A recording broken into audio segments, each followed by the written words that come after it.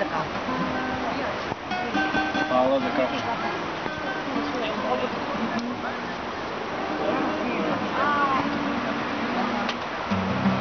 Svakog dana jednorođe stajalo kraj šadrva, kako vrijeme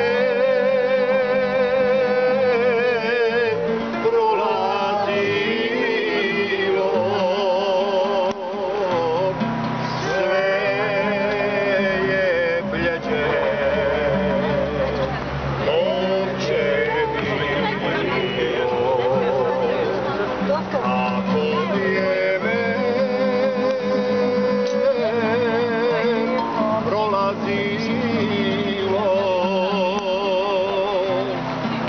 sve je bljeđe. Bravo, momci, bravo. Ćao.